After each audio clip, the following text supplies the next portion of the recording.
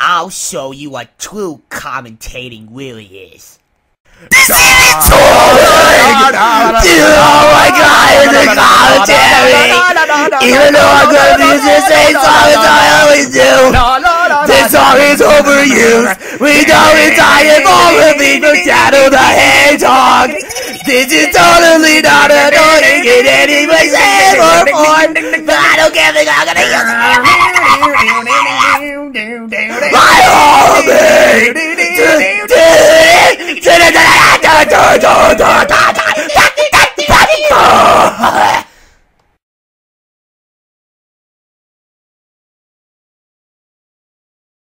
Hello, YouTubers. This is Joshua.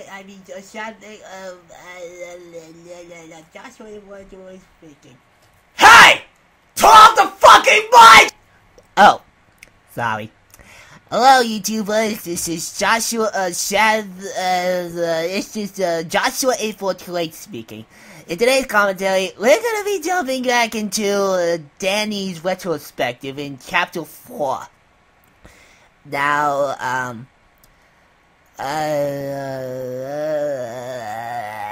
oh, but I remember. Okay. So, okay, now, remember when I did those here commentaries on Roushutsu's Swords Manga Retrospective? Well, in this commentary, we're gonna be going back into Chapter 4 in this commentary.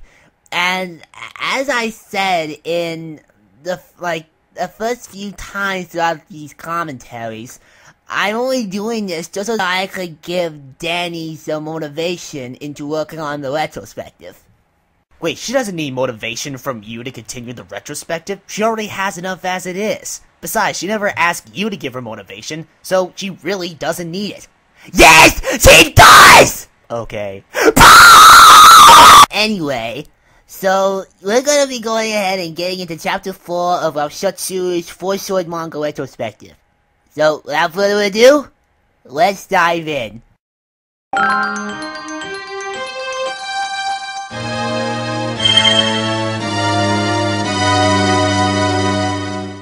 Once again, very well executed, Danny. Those were fucking Windows Movie Maker effects, you douchebag!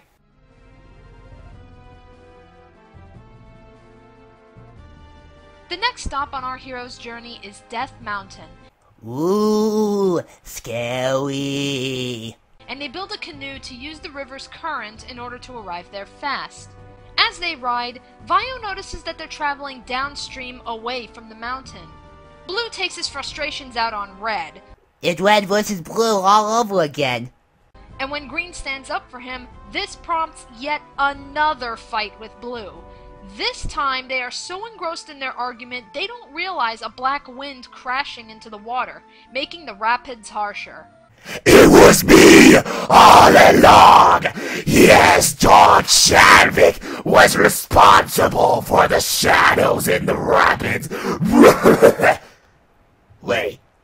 Wait, that doesn't make much sense, but I just randomly added my villain for no apparent reason other than the fact it's just be funny, even though it's not really funny at all, it's just being a god-awful The Lynx try to guide themselves safely down the river, but Blue and Green continue to fight. Hey, Blue, Green, there's no need to fight. We got bigger things to worry about. What was the point in saying that? This causes them to crash into a rock, and then the black wind carries them in different directions.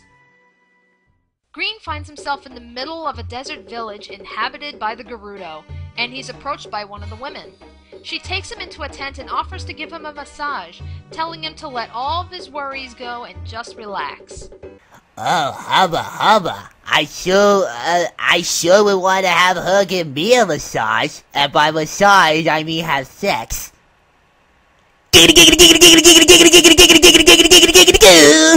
Green succumbs easily, forgetting all about his quest and his companions.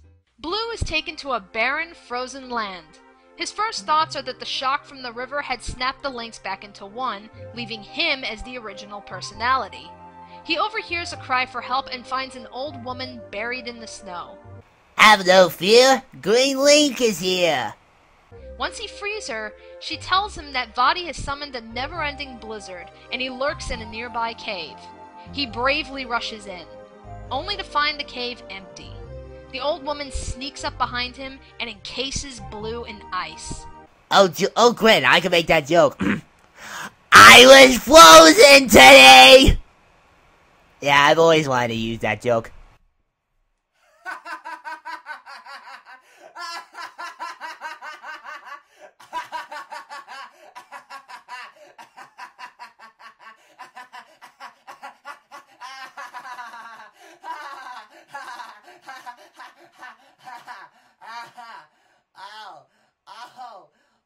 My sides. That joke was never funny!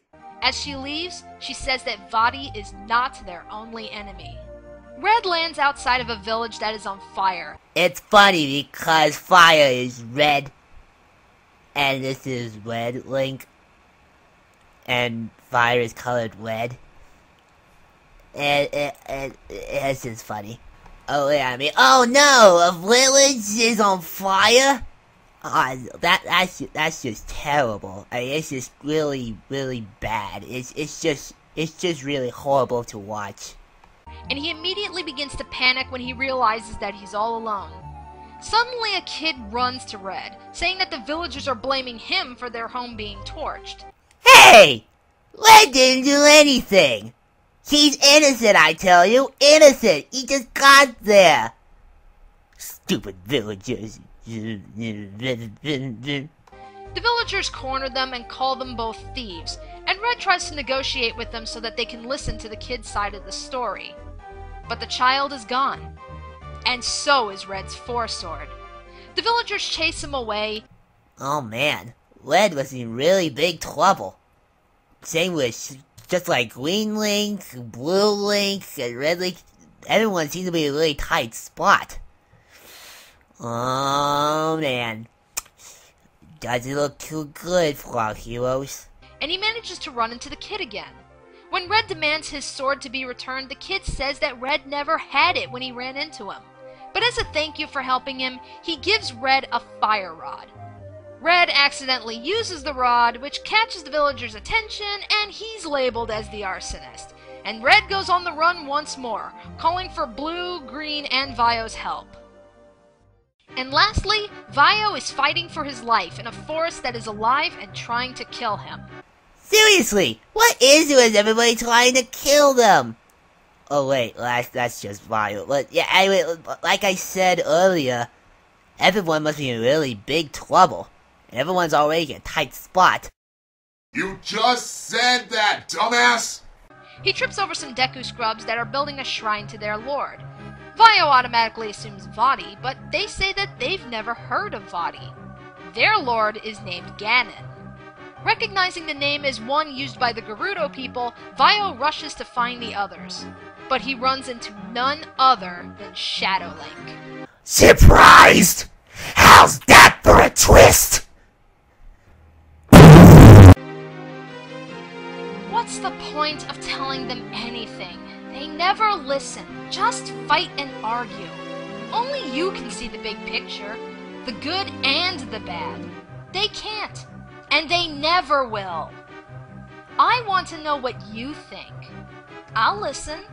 The others don't want to think at all. Just fight. So tell me everything. I want to hear it all. We're so similar, you and I.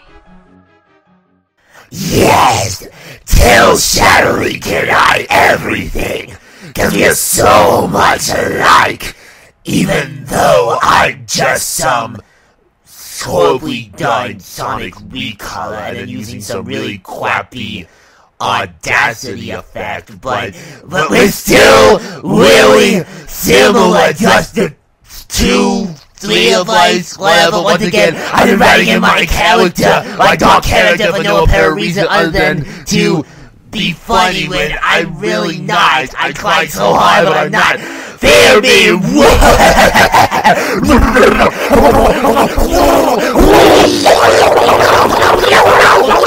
Back at the Gerudo village, Green gazes at Zelda's pendant, which snaps him out of his stupor.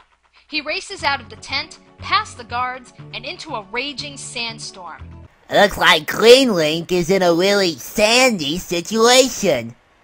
Oh, ha ha ha ha, sandy situation because he's a desert. Oh ho, you're so fucking clever! The village elder notes that Green is headed towards the ancient pyramid, which will either invite him in or completely destroy him. Only then will they know if he will follow the same path as one of their own, Ganondorf. When Green arrives at the pyramid, he runs into hordes of undead, and with each monster he slays, the Force Sword is actually losing power. Uh-oh, things aren't looking good for Green Link again. I mean, with him facing a bunch of undead and all. When he's alone, he hears an unfamiliar voice, and then an evil knight appears. He says that Green's Force Sword is completely powerless without the others. Oh, and that evil knight was me again. No, it's not. Shut up, you meathead! You didn't like commentary! I'm gonna do whatever the hell I want with it! Stop ruining the fun of me! The knight begins his assault, and Green counters with his boomerang. It goes right through him. Green is back to facing an enemy that he can't hit, just as with his first encounter with Shadow Link.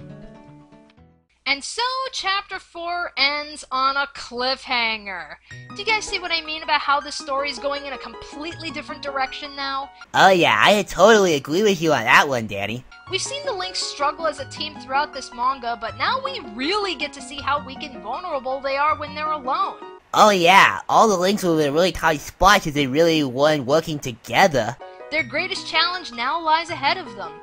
Find each other and reunite as a team. If they don't reunite with each other, then all 4 Links are doomed. And that's going to be quite the daunting task. The next few chapters are going to focus on each of the Links' individual battles on their solo adventure. So join me next time as we continue with Green's subplot in Chapter 5, Deadly Battle at the Pyramid.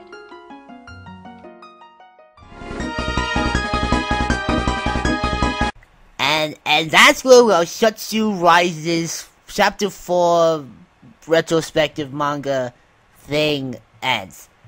And now for my final thoughts. So anyway, when I thought about Chapter 4, just like the other 3 chapters, yeah, it was really well done. It was really detailed, it was really, it was really well done. So, that pretty much wraps up this commentary. So, join me next time in my next commentary, where whenever RoushutsuRises gets part 5 done, I'll do another commentary on her part 5.